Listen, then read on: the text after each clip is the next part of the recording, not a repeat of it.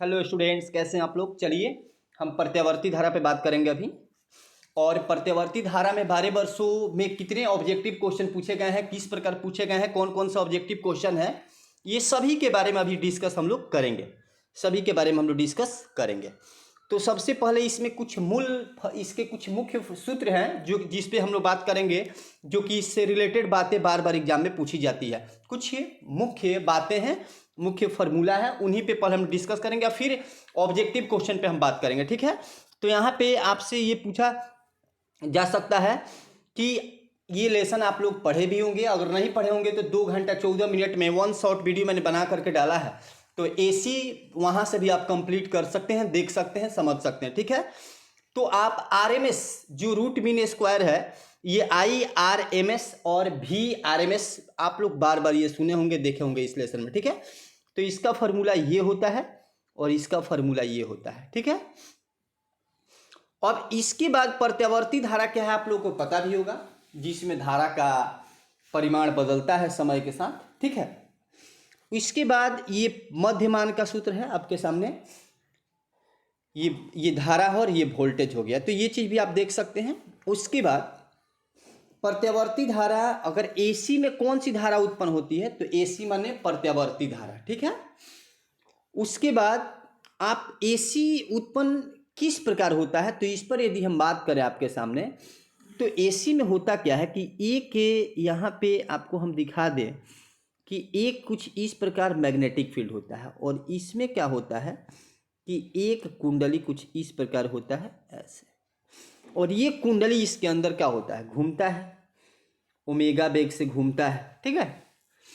और एन क्या है, ये कुंडली में फेरों की संख्या है। तो इस तरीका से ये सब मिला करके विद्युत वाहक बल का फॉर्मूला एक हमें मिलता है, ये वाला विद्युत वाहक बल का NBA omega sine omega T. ये चीज याद रखिएगा। एन क्या है, कुंडली में फेरों की संख्या। उसके बाद बी क्या है, समरूप चुंबकीय क्षेत्र। ए क्या है, क्षेत्रफल। ओमेगा क्या है, तो ये वाला कोणीय वेग है। ये वाला चीज आपको समझ में आया होगा। इसके बाद एक दो बातें इसमें और भी आपको इंपॉर्टेंट देखने को मिलेगा, जैसे में ट्रांसफार्मर क्या है। तो ट्रांसफार्मर क्या है आप लोगों को पता होगा, एक डिवाइस है। क्या है, डिवाइस है जो क्या करता है, उच्च वोल्टेज को निम्न वोल्टेज में तथा निम्न वोल्टेज को उच्च में कन्वर्ट करता है। इसकी क्षमता का एक सूत्र आपके सामने दिया हुआ है। ठीक है। ईटा इक्वल टू ये वाला। नेक्स्ट पे आते हैं। तो यहाँ पे आप लोगों ने एक चीज देख लिया खूब बढ़िया से, कि यहाँ पे मैं बात बता रही मध्य धारा और मध्य वोल्टेज का सूत्र हो गया। ठीक है। उसके बाद ये अगर फाई का मान देखें कलांतर, तो केवल C जुड़ा हुआ यानी संधारित्र तो इतना, और केवल L जुड़ा हो तो इतना। ये चीज आपको याद रखना। चलिए अब इसमें क्या आता है, परिपथ की बात करें तो 3 गो परिपथ आएगा। आर परिपथ माने प्रतिरोध जिसमें लगा होगा, जिस परिपथ में केवल प्रतिरोध लगा होगा उसको बोलेंगे आर परिपथ। जिसमें प्रेरकत्व लगा होगा उसको बोलेंगे एल परिपथ, जिसमें संधारित्र लगा होगा उसको बोलेंगे सी परिपथ। तो इसमें LCR ये 3 गो वर्ड आपको बार बार सुनने को मिलेगा, इसलिए नो टेंशन। अब आते हैं हम नेक्स्ट कंडीशन पे। तो इसमें से यहां से कुछ बातें पूछी जाती हैं। कौन कौन सी बातें पूछी जाती है तो आपको ध्यान से देखना है। अगर हम प्रत्यावर्ती परिपथ की बात करें तो LCR की बात करें, LR की बात करें, ठीक है, RC की बात करें, तो इस पर ध्यान देना है आपको। तो 3 चीजें इसमें बार बार पूछी जाएगी, आप हमेशा याद रखिएगा। 3 चीजें वो कौन कौन सी है, तो इस पर आपको ध्यान देना है। कि एक तो आपसे पूछी जाएगी प्रतिबाधा। प्रतिबाधा क्या है कि अगर किसी परिपथ में बहुत सारे कंपोनेंट्स लगे हैं, जैसे में L लगा है, जैसे में L लगा है, C लगा है, अगर R लगा है, तीनों कंपोनेंट्स लगा हुआ है, तो उसमें तीनों के प्रतिरोध मिलाकर के तीनों प्रतिरोधों का जो परिमाण होगा उसी को प्रतिबाधा बोलेंगे। उसका सूत्र यहाँ पे लिखा हुआ है, धारा का सूत्र आपके सामने दिया हुआ है। ठीक है। तो ये वाला कंडीशन आपका कलांतर का मान दिए, तो कभी प्रतिबाधा, कभी कलांतर, कभी प्रतिरोध, ऐसा पूछा जाता है। ये चीजें कलांतर, ठीक है, माने वोल्टेज और धारा के बीच के कोण का अंतर क्या है, वही कलांतर होता है। तो ये चीज आपको याद रखना है। उसके बाद प्रतिबाधा क्या होता है, तो मैंने आपको बताया सभी प्रतिरोधों का परिमाण जो होगा वही प्रतिबाधा कहलाएगा। ये चीज आपको याद रखना। अगर एल आर परिपथ की बात करें तो एल आर परिपथ में यहां आप देख सकते हैं दो चीज है, प्रतिबाधा और प्रतिरोध। तो ये वाला दो सूत्र आपसे पूछा गया है। यहाँ पे प्रतिरोध को XL से रिप्रेजेंट किया, लेकिन काम ही प्रतिरोध ही का करता है, लेकिन परिपथ, ठीक है। तो ये चीज आपको याद रखना है। अब इसके बाद यदि हम बात करें नेक्स्ट पर, तो यहाँ आप आरसी में देख सकते हैं वही चीज है, प्रतिबाधा, प्रतिरोध और कालांतर। तीन चीजें इसमें भी दी गई है। तो मैंने वही आपको बोला, तीन चीजें बार बार पूछी जाएगी, कालांतर पूछा जाएगा, प्रतिबाधा पूछा जाएगा और प्रतिरोध का मान पूछा जाएगा, ठीक है। अब यहाँ भी वही चीज आप देख सकते हैं यहाँ पे खूब बढ़िया से, ये चीज केवल प्रतिरोध हो तो फाई का मान कितना 0 होता है। तो ये चीज आपको खूब बढ़िया से याद रखना है, आगे इसकी जरूरत पड़ेगी। तो चलिए नेक्स्ट पे हम लोग चलते हैं।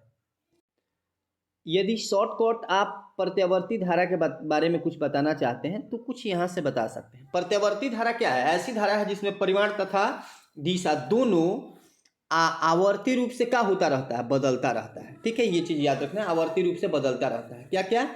परिमाण और दिशा। प्रत्यावर्ती धारा में आवर्ती रूप से परिमाण और दिशा का होता रहता है, बदलता रहता है। चलिए नेक्स्ट पे आते हैं हम लोग। प्रत्यावर्ती धारा के महत्तम मान को क्या बोलते हैं? तो उसको शिखर मान या आयाम कहा जाता है, और इसका फॉर्मूला क्या होता है? I बराबर I0 साइन ओमेगा टी। कुछ कुछ बातें हैं, इसको ध्यान से आपको देखना। प्रत्यावर्ती धारा को लिखा जाता है इस तरीके से।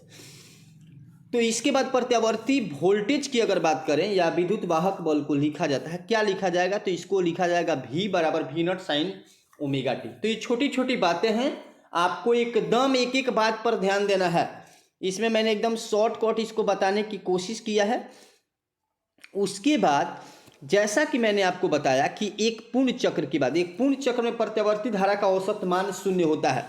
अगर एक बार कुंडली घूम गई समरूप चुंबकीय क्षेत्र में तो औसत मान कितना प्राप्त होगा, ये आपसे ऑब्जेक्टिव में पूछा जा सकता है। तो 0 होगा, ठीक है। आगे पर ध्यान देना कि प्रत्यावर्ती धारा का औसत मान आधा चक्र में कितना होगा, माने 0 से अगर T/2 के लिए कितना होगा। तो ये चीज याद रखिएगा, इसकी जरूरत हमको पड़ेगी। आगे पूछा गया ये क्वेश्चन, ऐसा क्वेश्चन पूछा जाता है। एक चक्र के लिए, माने पूर्ण चक्र की बात करें तो 0 होता है, लेकिन हाफ चक्र की बात करें, T/2 की बात करें तो इतना होता है। आगे अगर प्रथम धनात्मक चक्र, ये वाला ऋणात्मक चक्र, तो ये चीज याद रहे, ऋणात्मक में केवल माइनस लगा होगा, धनात्मक में माइनस नहीं होगा। चलिए नेक्स्ट पे हम लोग बात करेंगे। अब नेक्स्ट पे तो ये जो नेक्स्ट पर आपको हम बता दें कि ये एक वर्ग मध्य मूल मान, ये चीज पूछा जाता है। IRMS का मान कितना होता है? तो याद रखिएगा, ये भी पूछा गया है एग्जाम में और पूछा जाएगा। जैसे में I0/√2 जो है यहाँ पे जो आप देख रहे हैं, ये किसके बराबर होता है? 0.707 I0, ये इसके बराबर होता है। छोटी छोटी बातें हैं, लेकिन आपको ध्यान देना है, इसकी जरूरत हम लोग को पड़ेगी। एग्जाम में आया भी है और आने का भी संभावना है। तो इस पर आप ध्यान से देखिए, ध्यान से सुनिए, आप खूब बढ़िया से इसको रिवीजन कर सकते हैं। चलिए आते हैं नेक्स्ट पॉइंट पे हम।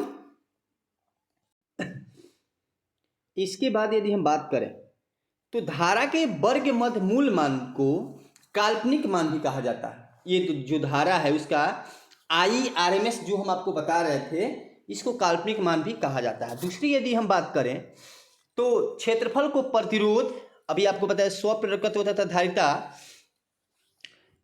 द्वारा संभाला जाता है, ठीक है। और इसलिए क्या बोलते हैं, वोल्टेज और धारा के बीच जो कालांतर होता है वो कितना होता है? फाई से रिप्रेजेंट करते हैं कालांतर को, ठीक है। आगे यदि हम बात करें तो नेक्स्ट पर आपको हम बता दें कि प्रत्यावर्ती धारा के प्रवाह में, यहाँ पे आप ध्यान से देख सकते हैं कि प्रत्यावर्ती धारा के प्रवाह में परिपथ द्वारा, प्रत्यावर्ती धारा के प्रवाह में परिपथ द्वारा उत्पन्न प्रतिबाधा को क्या बोलते हैं? अभी मैंने आपको तुरंत बताया था कि प्रत्यावर्ती धारा के प्रवाह में परिपथ द्वारा उत्पन्न बाधा को क्या बोलते हैं हम लोग? प्रतिबाधा बोलते हैं। किससे रिप्रेजेंट करते हैं? Z से रिप्रेजेंट किया जाता है, और इसका SI मात्रक ओम होता है। विमीय सूत्र जिस तरीके से आप प्रतिरोध का विमीय सूत्र आपको याद होगा, सेम वही विमीय सूत्र इसका भी होगा, ठीक है। आगे नेक्स्ट पर ध्यान देना है कि प्रत्यावर्ती परिपथ में स्वप्रेरकत्व तथा धारिता द्वारा उत्पन्न बाधा को प्रतिबाधा बोलते हैं। क्या? प्रतिघात बोलते हैं, ठीक है। इसे एक्स द्वारा सूचित करते हैं, इसका अभिमात्रक क्या सेम होता है, मैंने ये चीज़ आपको बताया था। अब प्रेरकी प्रतिघात को एक्सएल से रिप्रेजेंट करते हैं और एक्सएल क्या मिला के बनता है, तो ओमेगा इंटू एल मिला के बनता है। एक्सएल बराबर क्या होता है, ओमेगा। मैंने कहने का मतलब ये एल परिपथ के जो प्रतिरोध होता है उसको क्या बोलते हैं, ओमेगा इंटू एल। ठीक है, एल परिपथ में जो प्रतिरोध काम करता है वो किसके बराबर होता है, ओमेगा इंटू एल के बराबर होता है। ठीक है, चलिए अगर हम सी परिपथ की बात करें तो सी परिपथ में आप ध्यान से देखिएगा, यहाँ पे जो सी परिपथ की यदि बात करें तो उसका जो वही चीज इसमें जो प्रतिरोध होता है वो 1/ओमेगा सी के बराबर होता है। ठीक है, इसका भी ये सही मात्रा क्या होता है, ओम होता है। नेक्स्ट यदि हम बात करें तो यदि ओम का नियम आप लोग पढ़े, ओमिक परिपथ के लिए वोल्टेज तथा धारा के बीच कालांतर कितना होता है, 0 होता है। और इस स्थिति में फाई 0 के बराबर होता है और क्या चीज जेड आर के बराबर होता है। छोटी छोटी बातें हैं, आपको ध्यान में रखना है, इसकी जरूरत कभी पड़ सकती है। शुद्ध परिपथ में कालांतर इतना होता है।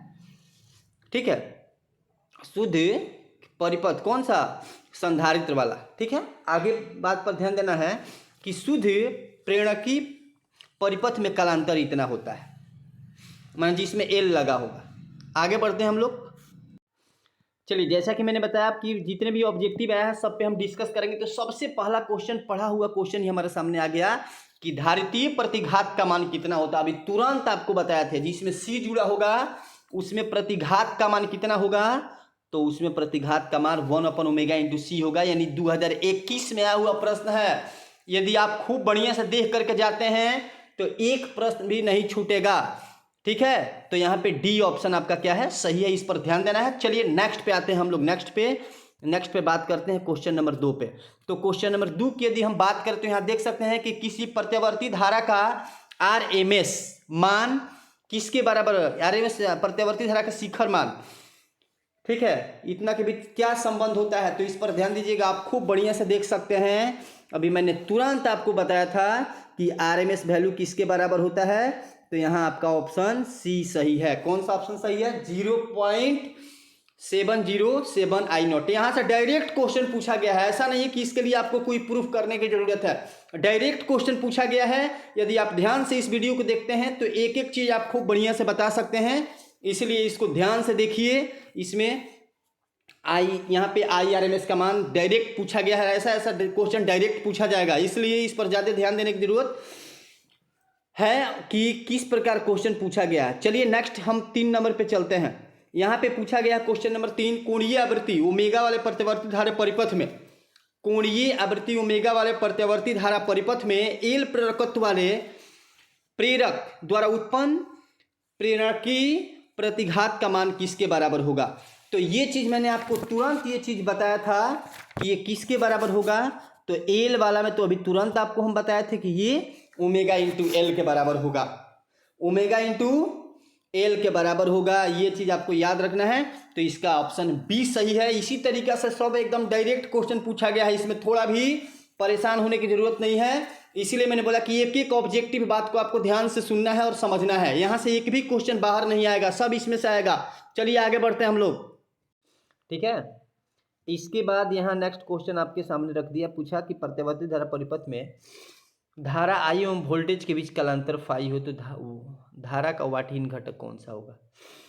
तो वाटहीन घटक हमारा कौन होगा, यहाँ पे आपका ऑप्शन सी सही है, आई साइन फाई। ठीक है, चलिए आगे हम लोग बढ़ते हैं नेक्स्ट पे यदि हम बात करें तो यहाँ आपका नेक्स्ट क्वेश्चन पूछ रहा है कि प्रत्यावर्ती धारा के वर्गमूल मान और शिखर मान का अनुपात। तो यहाँ पे जो अनुपात पूछा गया है इस पर ध्यान देना है आपको। इसमें ऑप्शन हमारा कौन सा, तो ऑप्शन हमारा बी सही है, 1/√2। लेकिन कैसे सही है इसको थोड़ा ध्यान से आप देख लीजिए, ध्यान से देखिए। एक बात मैं आपको बता दूं, इधर वही चीज़ है, ऑप्शन वही दिया हुआ है। तो मैं आपको बता दूं कि ये वाला यहाँ पे क्वेश्चन पूछा गया है। तो पहले तो हमें शिखर धारा का मान, ये आरएमएस मान कितना होता है, तो इतना होता है। नेक्स्ट बात हमें क्या करना पड़ेगा कि इसमें शिखर मान इतना और ये दोनों को क्या करेंगे, दोनों का मान रखा हुआ है। इसको जब हम कैंसिलेशन करेंगे तो आप ध्यान से देख सकते हैं कि I0 से I0 कैंसिल, 1/√2, यानी ऑप्शन हमारा क्या सही होगा, 1/√2। और वहाँ पे यही तो दिया हुआ था, ठीक है, 1/√2। तो यहाँ पे ऑप्शन आपको पता चला कि यहाँ पे ऑप्शन हमारा बी सही है। चलिए नेक्स्ट क्वेश्चन 6 नंबर, किसी प्रत्यावर्ती परिपथ में धारा यदि 5 cos ओमेगा टी एम्पियर तथा विभव का मान इतना दिया हुआ, ठीक है, 200 sin ओमेगा टी वोल्ट, तो परिपथ की में शक्ति की हानि ज्ञात करना। शक्ति की हानि, तो यहाँ पे यदि हम बात करें तो इसका ऑप्शन नंबर यदि हम देखें तो डी सही है, ऑप्शन शून्य होगा। शक्ति की हानि कितना होगा, यहाँ ऑप्शन हमारा 6 नंबर पर थोड़ा ध्यान से देखना है। 6 नंबर पे ऑप्शन हमारा डी सही है। और कैसे, तो ध्यान से देखिए, ठीक है। तो यहाँ आप देख सकते हैं ये वाला इसका पी का फॉर्मूला आपको पता भी होगा कि पी बराबर होता है भी इंटू आई, मैंने वहाँ पे बताया था। तो ये वाला एंगल ओमेगा टी और इधर भी क्या ओमेगा टी से ओमेगा टी खत्म हो जाएगा, तो इस तरीके से ये किसके बराबर हो जाएगा, 0 के। नहीं, इसका ऑप्शन क्या है, डी सही है। चलिए हम आते हैं नेक्स्ट पॉइंट पे, 7 नंबर, शीर्ष धारा इतना और आरएमएस में संबंध पूछा गया है। तो ये संबंध आपको खूब बढ़िया से इसके पहले हम तुरंत बताए थे, ठीक है। तो यहाँ डायरेक्ट क्वेश्चन पूछ दिया गया है, जैसा कि मैंने फार्मूला आपको तुरंत बताया था कि क्या मैंने बताया था, आपको याद है कि आई आर एम एस बराबर क्या होता है। मैंने बोला आई नॉट बटे √2। मैंने तुरंत आपको ये चीज़ बताया था, वही चीज़ यहाँ पे पूछा गया है। तो हमारा ऑप्शन ए सही है, ठीक है। तो 7 का ए सही है। चलिए अब 8 नंबर पे हम चलते हैं। 8 नंबर क्वेश्चन क्या पूछा गया है, इस पे आते हैं, ठीक है। 8 पे आते हैं। तो 8 पे पूछा गया है कि प्रतिघात का मात्रक क्या होता है। मैंने तुरंत आपको बताया था कि प्रतिघात का मात्रक क्या होगा। तो प्रतिघात का मात्रक होता है, आपको याद रखना है, ओम, ठीक है। तो हमारा 8 का ऑप्शन बी सही है, ठीक है। नेक्स्ट है तप्त तार एमीटर वाला मापता है। तप्त तार माने तप्त तार एमीटर मापता है किस चीज़ को, प्रत्यावर्ती धारा का कौन सा मान को मापता है। तो ये बात आपको याद रखना है। यहाँ पे 4 ऑप्शन आपके सामने दिया हुआ है, उच्च मान, मूल मान।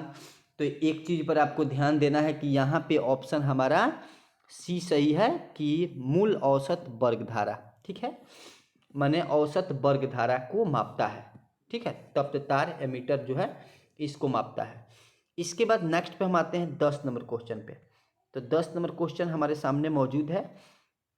10 नंबर क्वेश्चन पूछा गया है कि एक प्रत्यावर्ती विद्युत धारा का समीकरण इतना है, तो विद्युत धारा की आवृत्ति बतानी है। चलिए आते हैं।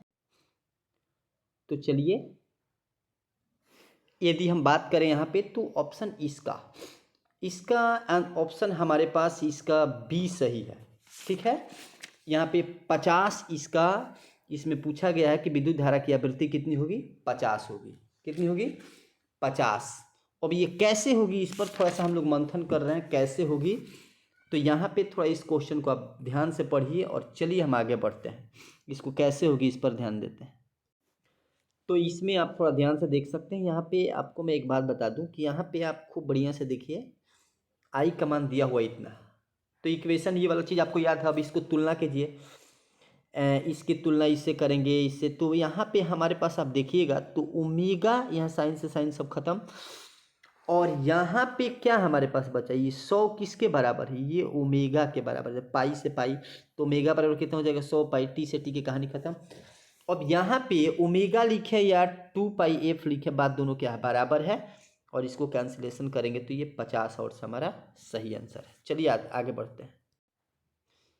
चलिए क्वेश्चन नंबर 11 पे आते हैं हम लोग। 11, तो 11 पे क्या, 11 का कह रहा है कि प्रत्यावर्ती धारा के शिखर मान तथा वर्ग मद मूल मान में क्या संबंध होता है। 11 नंबर क्वेश्चन।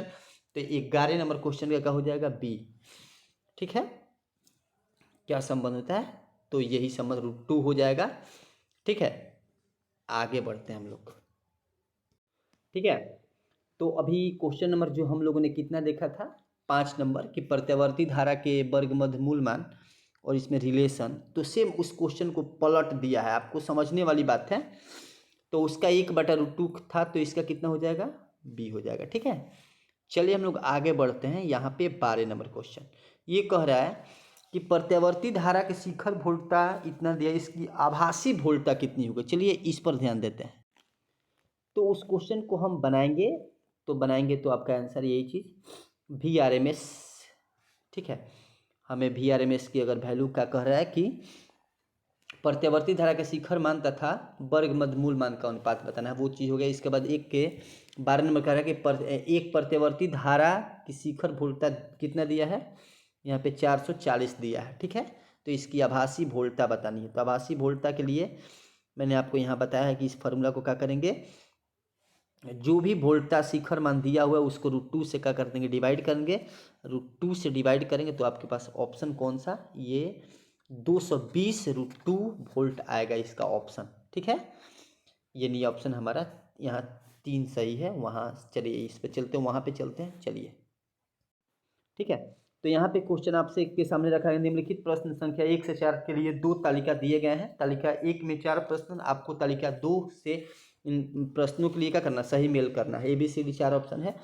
तो यहाँ पे आपको करना क्या पड़ेगा कि दृष्ट धारा को किससे मिलाएंगे, तो इसकी आवृत्ति क्या होती है, अनंत। C को से मिलाएंगे। चौक कुंडली का काम क्या है, प्रत्यावर्ती धारा को कम करता है। विद्युत ऊर्जा घनत्व B से मिलाएंगे और इसको D से मिलाएंगे। ठीक है, तो ये वाला चीज़ आपको याद रखना है। 13 नंबर क्वेश्चन का आंसर। नेक्स्ट पे चलते हैं हम लोग। ठीक है, इसके बाद नेक्स्ट पे हम लोग बात करेंगे। अब चलिए आते हैं पॉइंट पे। कुछ फिर मोस्ट इंपॉर्टेंट पॉइंट की बातें हैं, इस पर ध्यान देना है। ऐसा परिपथ जो L माने प्रेरकत्व तथा C माने संधारिता C रखा है उसे अनुनादी परिपथ कहते हैं। अनुनादी परिपथ किसको बोलते हैं, तो उसके पास क्या क्या हो, उसके पास L तथा C, ठीक है, रखा हो तो उसको बोलेंगे हम लोग, क्या बोलेंगे, अनुनादी परिपथ। उसके बाद LC दोलनी की आवृत्ति का फॉर्मूला यही चीज़ है। LC दोलनी की आवृत्ति आपसे पूछा जा सकता है, तो इस तरीके से बताएंगे 1/2 पाई फिर इंटू में क्या कर 1/√LC। ठीक है, तो आगे हम लोग बढ़ते हैं नेक्स्ट पे। नेक्स्ट पे यदि हम बात करें यहाँ से, तो आपको ऐसा प्रत्यावर्ती परिपथ जिसमें LCR श्रेणी में जुड़े होते हैं उसे LCR परिपथ बोलेंगे। ठीक है, अनुनादी की स्थिति में ये दोनों बराबर होता है।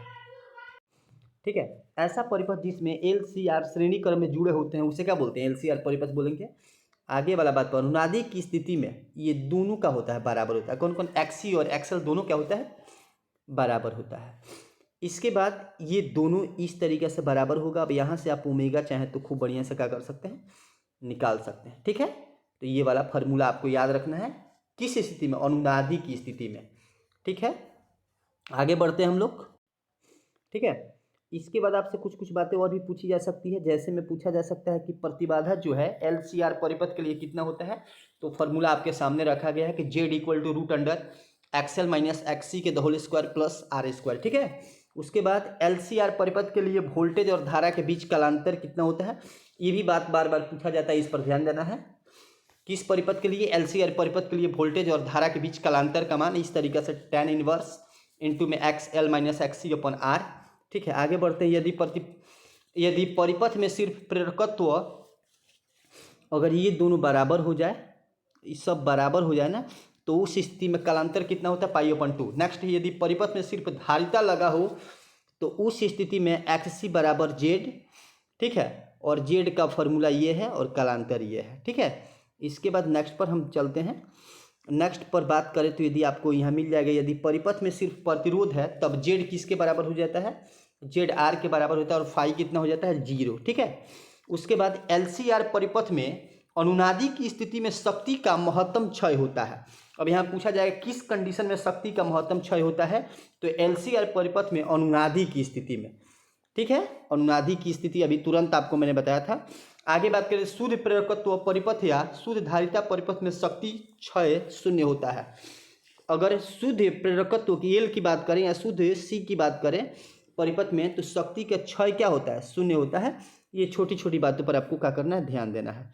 आगे यदि हम बात करें तो ऊपर के परिपथ में आपको बताया, ऊपर के परिपथ में धारा शक्ति मुक्त धारा कहलाता है। ठीक है, यहाँ पे शक्ति मुक्त धारा का विघटन का फॉर्मूला ये होता है, और ये शक्ति धारा का विघटन, ठीक है, शक्ति मुक्त धारा का विघटन यहाँ पे इतना होता है। तो यहाँ पर ध्यान देना है। आगे नेक्स्ट पे चलते हैं हम लोग। ठीक है, तो नेक्स्ट पे हम लोग चलते हैं बात करने। नेक्स्ट पे कर शक्ति गुणांक के निम्नलिखित कौन सा संबंध सही है, तो यहाँ पे हमारा C नंबर सही है। शक्ति गुणांक किसके बराबर है, ये अर्थात मध्य शक्ति बटा आभासी मध्य शक्ति। ठीक है, तो ये सी ऑप्शन सही है। चलिए नेक्स्ट पे हम लोग चलते हैं। नेक्स्ट हमारा 2 नंबर क्वेश्चन कर रहा है कि एल आर परिपथ में शक्ति गुणांक का फॉर्मूला क्या होता है। एल आर परिपथ में यदि शक्ति गुणांक के फॉर्मूला की यदि बात करें तो एल आर परिपथ में शक्ति गुणांक का सूत्र डायरेक्ट क्वेश्चन पूछा गया 16 में और 19 में। नेक्स्ट पे यदि बात करें, ठीक है, तो इस कंडीशन में अब हम 3 पे आते हैं एल आर परिपथ के लिए। अभी क्या था एल आर, अब फिर क्या हो गया एल आर। एल आर परिपथ की प्रतिबाधा का सूत्र पूछा है 3 नंबर क्वेश्चन। तो प्रतिबाधा का सूत्र क्या होता है, एल आर परिपथ की प्रतिबाधा का सूत्र हमारा डी ऑप्शन सही है। ये चीज़ याद रखिएगा, डायरेक्ट क्वेश्चन पूछा गया इसमें से, इसमें ज़्यादा घुमाया नहीं गया है, इसलिए आपको ध्यान में रखना है एक एक चीज़, ठीक है। हम आगे बढ़ते हैं। अब आगे हम बढ़ेंगे तो क्वेश्चन नंबर 4 आपके सामने आ गया कि यदि प्रत्यावर्ती धारा तथा विद्युत वाहक बल के बीच कलांतर इतना हो तो शक्ति गुणांक का मान क्या होगा। ठीक है, इस पर आते हैं। क्या कह रहा है कि धारा तथा विद्युत वाहक बल के बीच का कलांतर दिया हुआ, माने फाई कोण का कलांतर हो तो शक्ति गुणांक का मान किसके बराबर हो जाएगा।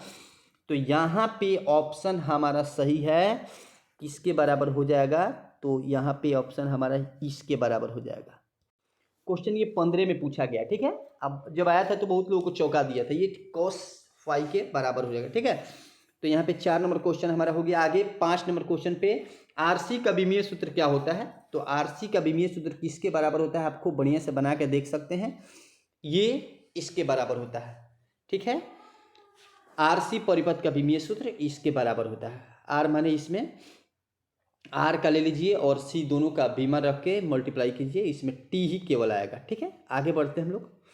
आगे 6 नंबर क्वेश्चन कह रहा है, क्वेश्चन यहाँ 6 नंबर हमारे पास कह रहा है कि प्रत्यावर्ती धारा परिपथ में अर्थात मध्य शक्ति का व्यंजक होता है। प्रत्यावर्ती धारा परिपथ में अर्थात मध्य शक्ति का सूत्र कौन सा होता है, तो इस पर आप लोगों को ध्यान देना है। ये वाला ये होता है ERMS into IRMS cos phi, ठीक है। तो नेक्स्ट पे हम लोग चलते हैं। ये क्वेश्चन 22 में आया है, ठीक है। तो यहाँ नेक्स्ट पर आपको ध्यान देना है। यहाँ पे 7 नंबर क्वेश्चन हमारे सामने रखा हुआ है। 7 नंबर क्वेश्चन आप देख सकते हैं कि आर और जेड दोनों के अगर दोनों गुणांक के बराबर होता है, कौन बराबर होता है, तो याद रखिएगा शक्ति गुणांक किसके बराबर होता है, तो आर अपन जेड के बराबर होता है। शक्ति गुणांक आर अपन जेड, यहाँ से पूछा जा सकता है शक्ति गुणांक क्या है, तो आर माने प्रतिरोध, जेड माने प्रतिबाधा के अनुपात को क्या बोल सकते हैं हम लोग, शक्ति गुणांक बोल सकते हैं। चलिए 7 का ये सही है।